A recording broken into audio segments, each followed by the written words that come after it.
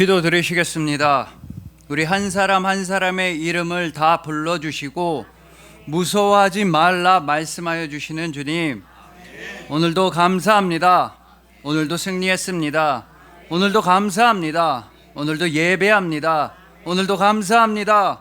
오늘도 주의 지팡이와 막대기가 우리를 보호하여 주시니 오늘도 사랑합니다. 주님은 사랑이십니다. 감사합니다. 선한 목자이시며 십자가에서 죽으시고 무덤에서 부활하신 우리 왕, 우리 선한 목자, 우리 주님 예수 그리스도의 이름으로 기도합니다. 아멘. 저 오늘은 무비보셋이여라는 말씀으로 주님의 은혜를 함께 나누도록 하시겠습니다. 여러분, 박성근 목사님의 책을 보시면 아주 유명하고 아주 오래된 농담 하나가 나옵니다.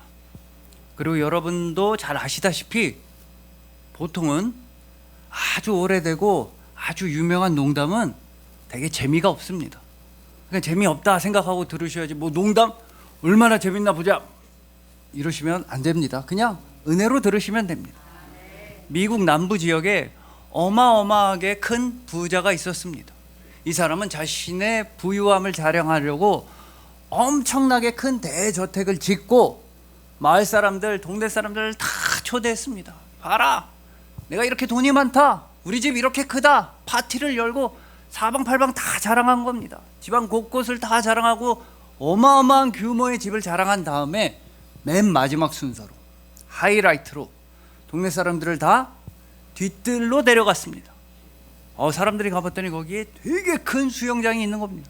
근데 그 수영장이 물결이 가만히 있는 게 아니라 막 뭐가 물살이 치고 뭐가 들어가 있는 것 같습니다. 그래서 사람들이 봤더니 거기에 막 물고기가 어마어마하게 바글바글바글 막 물방 고기관이 아니라 물고기가 더 많게 그렇게 물고기가 풀어져 있는 겁니다. 사람들이 이렇게 보고 있을 때 그 부자가, 봐라, 이 물고기가 뭔 줄 아냐? 내가 직접 저기 남미 아마존 강에서 공수해온 피라니아다, 식인 물고기다, 사람 다 뜯어먹는 물고기다. 이 물고기 이렇게 가득 채워놓을 수 있는 사람 나밖에 없다 막 자랑하다가, 근데 당신들 중에 만약에 이 수영장에 뛰어들어서 여기 수영장 처음부터 끝까지 피라니아랑 싸워서 헤쳐나와서 수영할 수 있는 사람 있으면 내가 무슨 소원이든지 다 들어주겠다. 이 무서운 피라니아 떼들과 싸워서 이길 수 있으면, 수영할 수 있으면 내가 내 전 재산 반이라도 주겠다. 아니면 내 외동딸이랑 결혼시켜주겠다. 용기 있는 사람 누구냐? 말이 끝나기도 전에 어떤 청년이 동네 한 청년이 풍덩 뛰어드는 겁니다. 풍덩 뛰어들자마자 막 피라니아 떼가 달려들면서 막 청년 물어뜯고 막 아우 아프다고 소리 지르고, 그런데도 계속 꾸역꾸역 헤엄을 치는 겁니다. 막 수영장에 그 청년 피가 막 흥건하게 물들고 피라니아 떼가 계속 물어뜯는데도 그 청년은 어떻게든 헤엄쳐서 끝까지 헤엄쳐서 수영장 끝으로 나왔습니다. 온몸은 피투성이가 되고 물어뜯기 상처가 막 너무 많은데 그 부자가, 아, 청년 진짜 용감하구나. 청년만큼 용감한 사람 없다. 소원을 말해봐라. 내 전 재산 반이라도 주고 내 사랑하는 외동딸이랑 결혼할래? 결혼식 내일 시켜줄게. 그랬더니 청년이 다 필요 없고 당신 재산 당신이 가지고 당신 외동딸은 당신 보기에만 이쁜 것 같고 다 필요 없고, 나 소원 하나 있습니다. 나 소원 하나 있는데 나 뒤에서 민 사람 좀 잡아주십시오. 나 뒤에서 민 사람은 꼭 잡아서 내가 해결을 봐야겠습니다. 여러분, 이 부자는, 이 청년이 엄청나게 용감하다고 오해를 했습니다. 대단한 청년이라고 오해를 했습니다. 그리고 우리가 살아가면서 맺는 인간관계의 기본값이, 대부분의 인간관계는 다 오해로 시작된다는 겁니다. 여러분, 우리가 서로가 서로의 마음을 잘 이해해서 대화하고 소통하는 것 같으십니까? 아닙니다. 서로가 서로의 마음을 너무나 잘 안다. 대화할 필요조차 없습니다. 네 맘 내 맘 똑같은데 못하러 얘기를 하겠습니까? 네 맘 내 맘 똑같으면 대화할 필요가 없습니다. 하지만 우리의 관계의 기본값이 오해이기 때문에 그 오해를 조금이라도 줄여가기 위해서 우리는 서로 대화하는 것이며, 우리는 기본적으로 서로 통하지가 않기 때문에, 말도 안 통하기 때문에 그 불통의 벽을 조금이라도 낮춰보기 위해 끝끝내 소통하고 대화를 하는 것입니다. 인간관계의 기본값은 오해에서 출발합니다. 하지만 유일하게 우리 주님 예수님만큼은 여러분들을 온전히 이해하십니다. 여러분들은 온전히 알고 계십니다. 예수님은 여러분 한 사람 한 사람의 이름을 알고 계시고, 여러분들의 인생을 알고 계시고, 여러분 한 사람 한 사람의 아픔을 알고 계시고, 마음을 알고 계시고, 상처를 알고 계시고, 소망을 알고 계시고, 무엇이 기쁨인지를 다 알고 계십니다. 예수님은 여러분들을 온전히 다 이해하시는 선한 목자이시기 때문에, 여러분들을 다 알고 계시기 때문에 여러분들에게 온전한 위로와 구원을 베풀어 주실 수가 있는 것입니다. 하지만 오늘 본문에는 정말 오해의 한복판에 서 있던 인물 무비보셋이라는 인물이 나옵니다. 이 사람은요, 이스라엘의 초대왕 사울 왕의 손자였으며 요나단 왕자의 아들이었습니다. 하지만 이 사람은 본인 스스로도 어마어마하게 큰 오해를 하고 있었고, 나중에는 본인이 엄청나게 큰 오해에 휘말리게 됩니다. 이 부분은 오늘 설교에서는 다루지는 않을 겁니다. 이처럼 무비보셋은 본인 스스로도 큰 오해를 하고 있었고, 본인이 또 큰 오해의 대상이 되기도 했지만, 하지만 왕이었던 다윗 왕은 무비보셋의 아픔을 이해했습니다. 그 마음을 이해했습니다. 살아온 인생길을 이해해 주었습니다.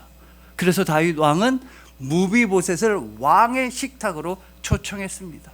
즉 무비보셋을 아들로서, 친구인 요나단의 아들을 자기 아들로, 자기 자녀로 길러 주었다는 겁니다. 마찬가지로 우리 주님 예수님께서 여러분들을 온전히 이해하시고 온전히 용서해 주셨기에 여러분들은 왕의 식탁에 초청되었습니다. 만왕의 왕이신 아버지 하나님의 식탁에 초청되었습니다. 단 죄인이 아니라 자녀로 초청되었으며, 원수가 아니라 자녀로 초청되었으며, 사망과 절망과 흑암이 아니라 영원토록 사랑받는 왕의 자녀로, 아버지의 자녀로 초청되었으니, 여러분들은 여러분이 얼마나 귀한 분들인지 반드시 알고 살아가셔야 한다는 겁니다. 그래서 오늘 본문 말씀을 통해서 우리에게 베풀어 주신 예수님의 은혜와 마음과 용서를 바탕으로 해서 서로가 서로를 더 이해하고 서로가 서로를 더 용서하는 그런 우리 모두가 되기를 소망해 봅니다. 영원토록 선한 목자이신 예수님께서 친히 한 사람 한 사람의 이름을 불러주시고 무서워하지 말라고 약속하여 주시는 여러분들을 주님의 이름으로 축복합니다.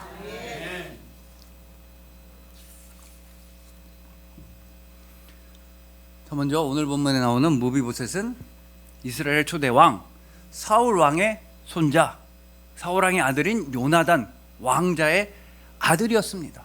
조선인식으로 따지면 자기 할아버지가 왕, 그리고 자기 아버지가 세자마마, 자기는 동국마마가 되는 겁니다. 엄청나게 높고 대단한 그런 권력, 이제 좀 있으면 왕이 될 아주 그냥 어마어마한 사람이었습니다.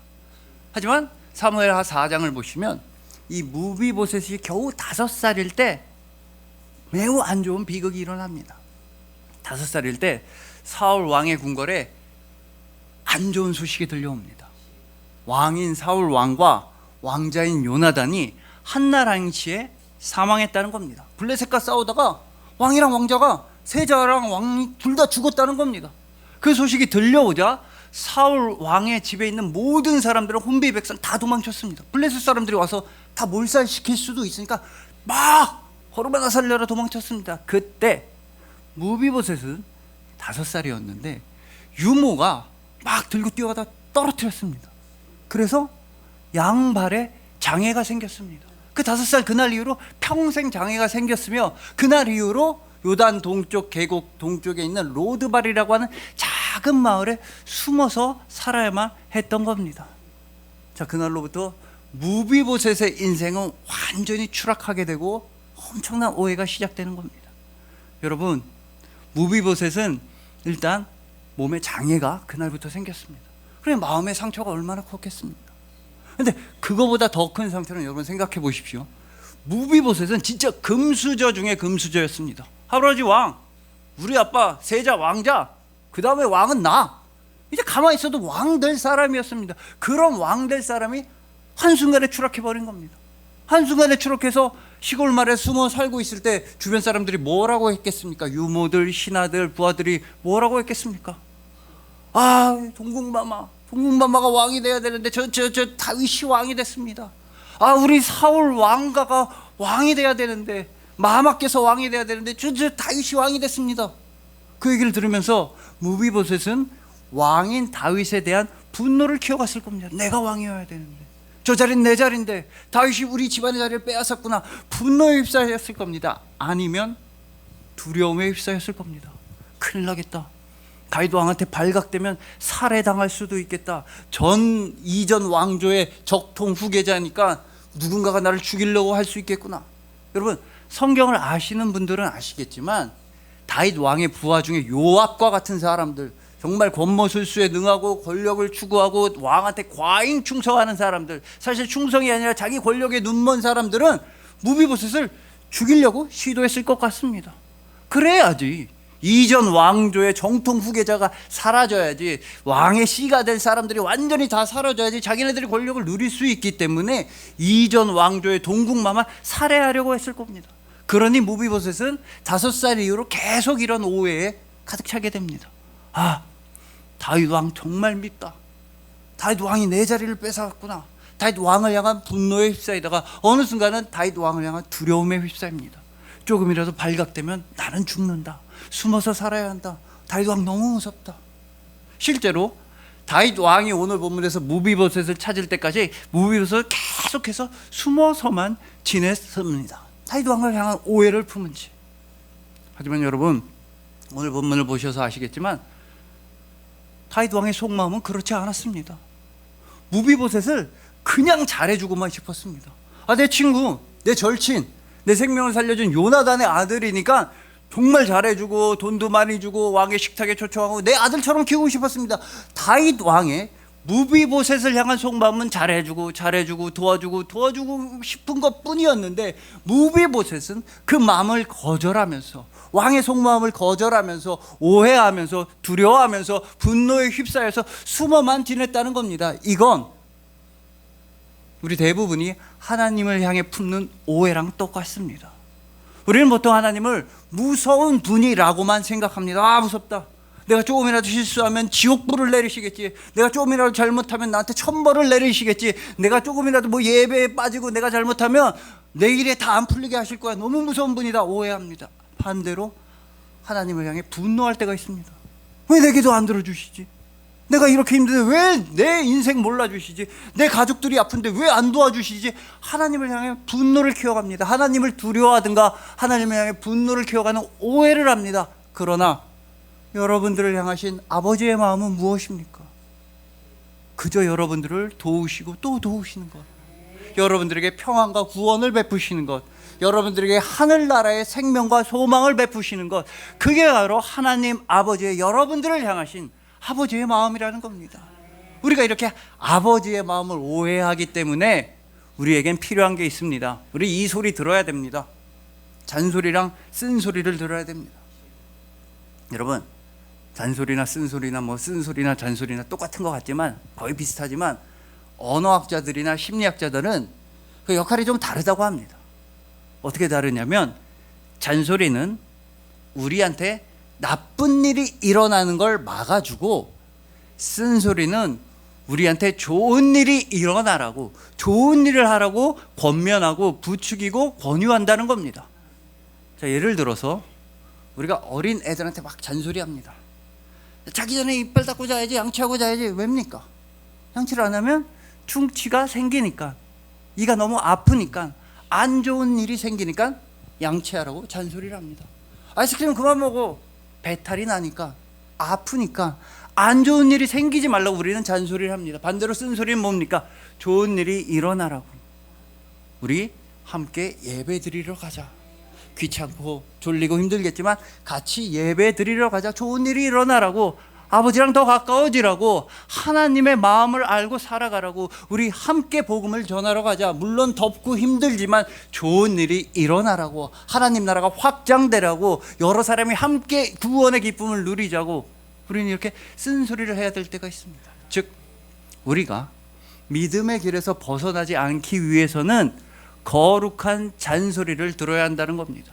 우리가 더욱더 좋은 믿음, 더욱더 깊은 믿음으로 들어가기 위해서는 거룩한 쓴소리를 들어야만 한다는 겁니다. 주님께서는 정말로 우리에게 잔소리와 쓴소리 둘 다 해주시니, 대표적으로 우리가 너무나 잘 알고 암송하는 시편 23편 4절은 이렇게 말씀합니다. 주의 지팡이와 막대기가 나를 안위하시나이다. 지팡이나 막대기나 지팡이나 똑같은 것 같지만 성서학자들은 조금 역할이 다르다고 합니다. 이 지팡이는 목자가 짚고 다니면서 양들을 좋은 길로 인도할 때 쓴다는 겁니다. 쉴만한 물가를 찾아갈 때 지팡이를 짚고 앞으로 먼저 가라고, 또 한 푸른 초장을 찾아갈 때 지팡이를 짚고 양들한테 좋은 일이 생기라고 지팡이를 짚고 양들을 인도한다는 겁니다. 반대로 막대기는 지팡이보다는 좀 짧고 곤봉처럼 생겼습니다. 그리고 경우에 따라서 앞에 뾰족뾰족한 침이 달려 있습니다. 그 뾰족한 거 언제 쓰느냐? 맹수들이 양떼를 습격할 때, 양떼들 죽지 말라고, 안 좋은 일 생기지 말라고 맹수랑 싸울 때 쓰고, 그리고 실제로 대부분은 양들이 말을 안 들으니까, 딴 길로 새니까, 양들이 사망의 음침한 골짜기로 가려고 하니까 양 엉덩이를 콕콕 찔러서 나쁜 길로 가지 말라고, 나쁜 일 생기지 말라고 막대기를 사용해서 양들을 인도한다는 겁니다. 여러분, 우리 주님 예수님께서는 너무나 선한 목자이셔서 여러분들을 지팡이만 가지고 인도하지 않으십니다. 너무나 선하셔서 막대기만 가지고 인도하지 않으십니다. 예수님께서는 여러분을 지팡이와 막대기 둘 다 가지고 인도하십니다. 때로는 우리에게 좋은 일로서, 기쁜 일로서, 행복한 일로서 우리를 인도하여 주십니다. 또 때로는 우리에게 마음에 찔림을 주시면서, 회개하게 하시면서, 나의 잘못을 깨닫게 해주시면서, 뉘우치게 해주시면서 우리를 인도하여 주십니다. 왜냐? 예수님께서는 정말로 여러분들에게 나쁜 일이 생기는 걸 싫어하셨으며 여러분들에게 좋은 일만 생기길 원하셨기 때문입니다. 그러한 선한 목자 예수님의 지팡이와 막대기의 최고봉이 바로 십자가와 부활입니다. 여러분, 예수님께서는 절대로 여러분들 나쁜 일 생기지 말라고, 여러분들 죽지 말라고, 여러분들 절망에 빠지지 말라고 저주받은 막대기에서 돌아가셨습니다. 저주받은 나무, 십자가 나무에서 죽임을 당하셨습니다. 여러분들에게 그 어떤 흑암의 세력과 절망과 나쁜 일들이 접근조차 하지 말라고, 절대로 나쁜 일 생기지 말라고 저주받은 막대기에서 죽임을 당하셨습니다. 그 후에 예수님은 생명의 지팡이를 짚고 일어나셨습니다. 부활하셨다는 겁니다. 여러분들에게 좋은 일만 생기라고, 거룩한 일만 생기라고, 아름다운 일만 생기라고, 영원한 생명을 누리라고, 하늘나라 기쁨을 누리라고, 구원의 행복을 누리라고 예수님은 죽음에서 부활하셨다는 것입니다. 즉 예수님께서는 십자가와 부활을 통해서 여러분들을 언제나 쉴만한 물가와 푸른 초장으로 인도하여 주시는 선한 목자이십니다. 그러니 부디 그러한 목자이신 예수님의 마음을 오해하지 마시길 소망합니다. 여러분들을 향하신 예수님의 마음은 나쁜 일은 안 생기고 좋은 일 생기는 것, 바로 멸망에서 멀어져서 구원으로 향하는 것임을 기억하시길 소망합니다. 선한 목자 예수님께서 친히 지팡이와 막대기 둘 다 사용하셔서 하늘나라의 길로 인도하여 주시는 여러분들을 주님의 이름으로 축복합니다.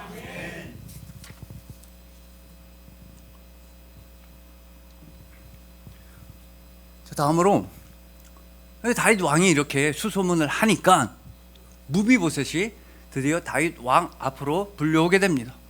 이 다윗 왕은 왕이 된 다음에 무비보셋을 처음 만났을 때 이런 말을 해주었다고 6절과 7절은 말씀합니다. 사울의 손자 요나단의 아들 무비보셋이 다윗에게 나와, 이제 무비보셋이 다윗 왕 앞으로 나온 겁니다. 그 앞에 엎드려 절하매 다윗이 이르되 무비보셋이여 하니 그가 이르기를 보소서 당신의 종이니이다. 다윗이 그에게 이르되 무서워하지 말라. 여러분, 다윗 왕이 무비보셋에게 했던 제일 최초의 두 마디는 무비보셋이여 무서워하지 말라. 무비보셋이여 무서워하지 말라였습니다. 즉 제일 처음으로 무비보셋의 이름을 불러주었고, 그 다음에 무서워할 필요 없다, 무서워하지 말라고 약속을 해주었던 겁니다. 이것이 바로 선한 목자 예수님을 여러분들이 진짜로 만나면 여러분들이 처음으로 듣게 되는 예수님의 음성입니다. 예수님을 진정으로 만나면 여러분들이 느낄 수 있는 예수님의 마음이 바로 이것입니다.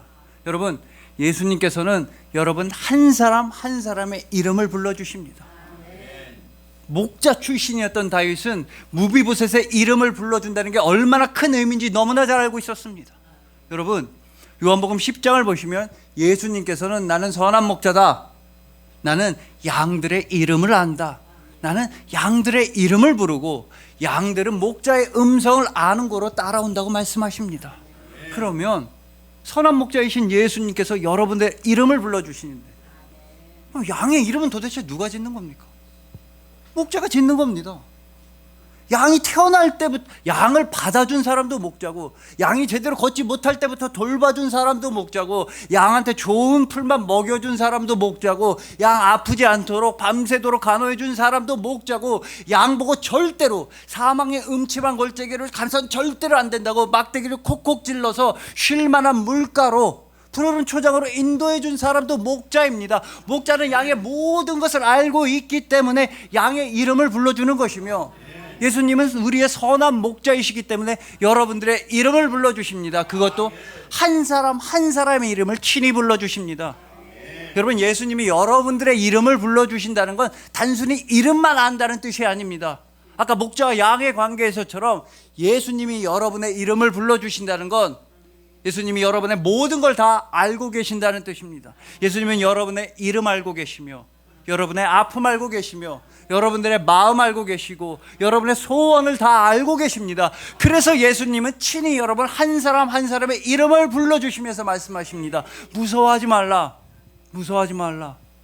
이런 예수님의 마음을 알게 될 때 우리는 적어도 두 가지 심각한 오해에서 벗어나게 됩니다. 아까 설교 초반부에 우리가 맺는 인간관계의 기본은 오해라고 말씀드렸습니다. 그래서 우리는 예수님에 대해서도 오해하고 있고 나 자신에 대해서도 오해하고 있습니다. 그러나 예수님의 마음, 여러분들의 이름을 불러주시는 예수님의 마음을 알게 된다면 우리는 절대로 예수님에 대해 오해할 수가 없게 됩니다. 그 전에 우리가 예수님에 대해 가졌던 오해는, 아 그래, 예수님 온 세상을 구원하실 분, 지금 현재의 예로 따지면 그래 70억 인구 때문에 돌아가신 분 맞지, 모든 사람들 때문에 돌아가신 분 맞지, 이런 오해에서 멈추게 됩니다. 하지만 예수님께서 나의 이름을, 나 한 사람의 이름을 불러주신다는 걸 깨달으면 그때 우리는 예수님에 대한 오해를 풀게 됩니다. 예수님은 나 때문에 돌아가셨구나, 나의 죄 때문에 돌아가셨구나. 그냥 70억 인구 때문이 아니라, 수많은 사람들 때문이 아니라 바로 나 한 사람 때문에 예수님이 십자가에서 죽으셨구나 깨닫게 됩니다. 그러한 예수님에 대한 오해가 풀리면 우리는 그때 나 자신에 대한 오해도 풀 수 있습니다. 그전에는 그냥 나는 70억 인구 중에 한 명, 두루뭉술한 수많은 사람 중에 한 명, 정말 너무나 많은 사람 중에 한 명인 줄 알았습니다. 나는 별거 아닌 사람인 줄 알았습니다. 하지만 예수님이 나의 이름을 불러주시고 나를 위해 돌아가셨다는 걸 고백하는 순간 나는 너무나 귀한 사람이 됩니다. 예수님이 나 때문에 돌아가셨습니다. 하나님의 아들이 나 때문에 고통받고 죽으셨습니다. 그래서 나는 너무나 귀한 사람입니다. 70억 명 중에 한 명이 아니라 나는 전 세계에서 한 명밖에 없는 사람이 됩니다. 그러한 예수님의 은혜를 깨닫기 이전에는 우리는 필연적으로 나의 정체성을 다른 사람과 비교하면서 찾을 수밖에 없었습니다. 뭔가 확실한 기준이 없었기 때문에 다른 사람들의 시선을 의식해야만 했습니다. 저 사람들이 나를 어떻게 생각할까?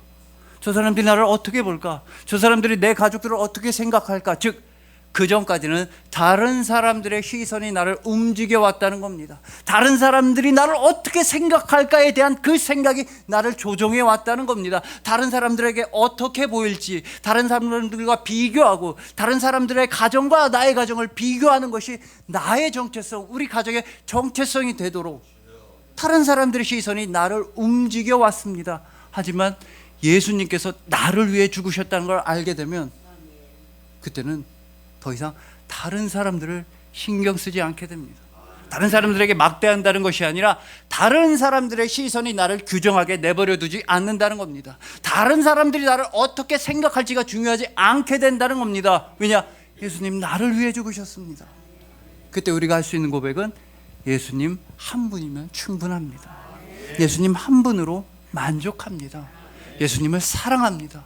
그 예수님과의 관계에서 오해가 풀릴 때 비로소 우리는 온 세상을 이해할 수 있는 마음이 생기며 모든 사람들을 다가갈 수 있는 넓은 마음이 생기게 되는 것입니다. 그러니 부디 예수님께서는 나의 구원자, 나 때문에 돌아가셨다, 나의 하나님이라는 사실을 고백하시길 소망합니다. 선한 목자이신 예수님은 여러분 한 사람 한 사람의 이름을 다 불러주시고 무서워하지 말라, 무서워할 필요가 없다고 약속하여 주시는 여러분들을 주님의 이름으로 축복합니다.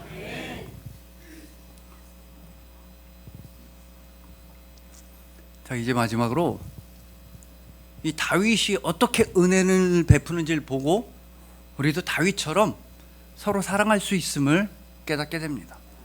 여러분, 다윗이 요나단의 아들인 무비보셋을 잘 대해주고 도와준 건 솔직히 말하면 별로 대단한 일은 아닙니다. 사람이라면 당연히 해야 되는 겁니다.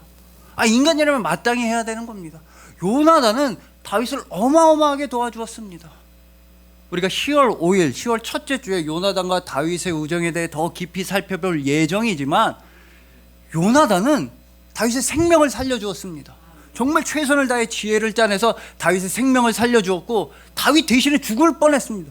그러니까 요나단이 안 도와줬으면 다윗은 죽었고 요나단이 안 도와줬으면 다윗은 왕이 될 수도 없었습니다.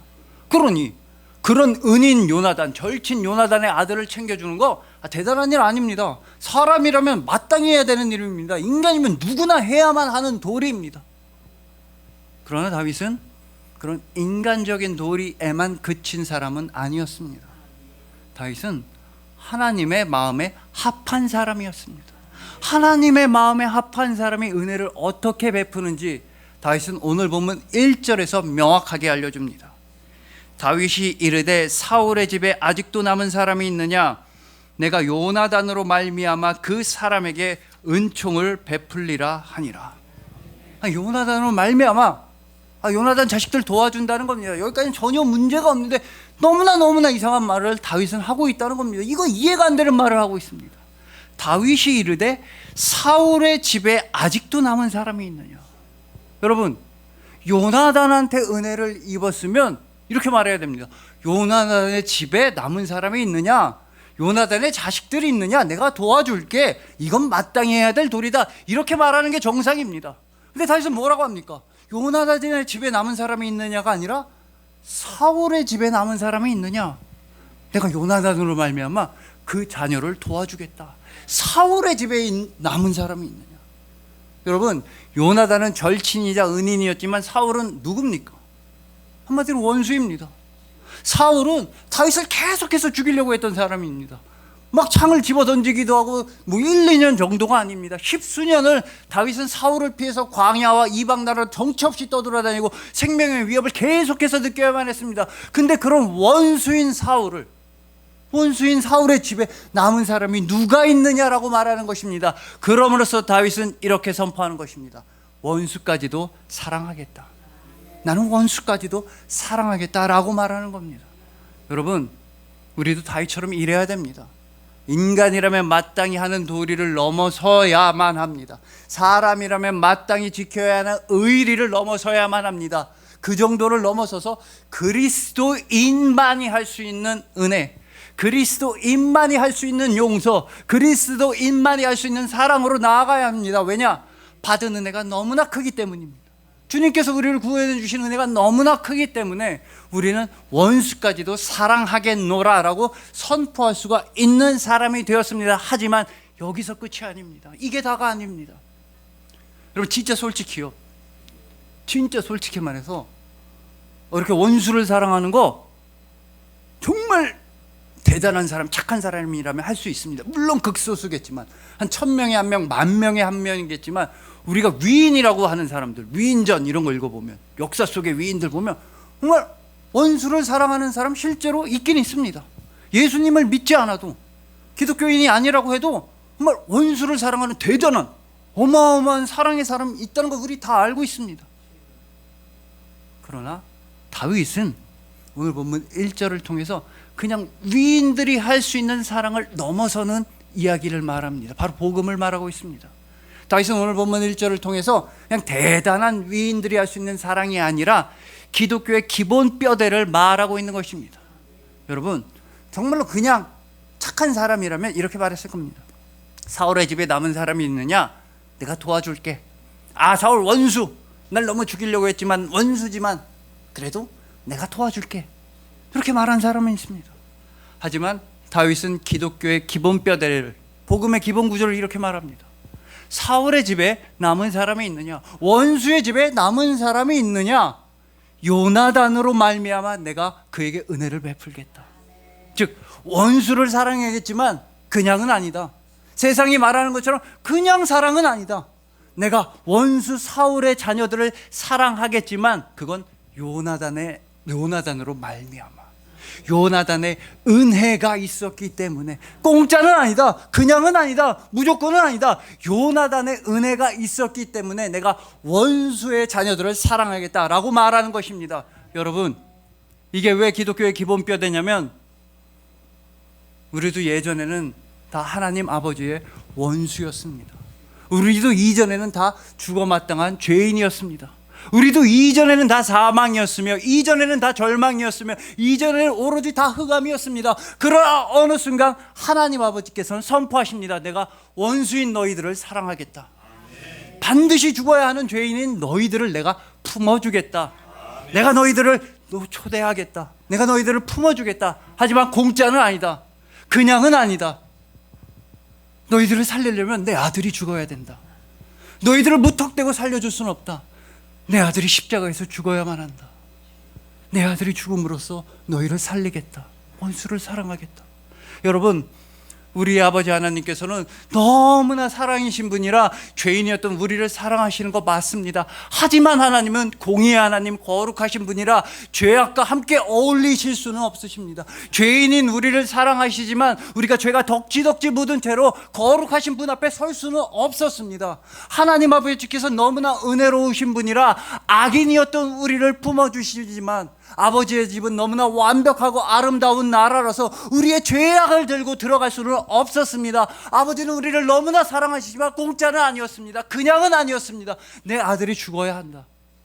내 아들이 죽어야만 너희를 살릴 수 있다. 예수님께서는 십자가로 향하셨습니다.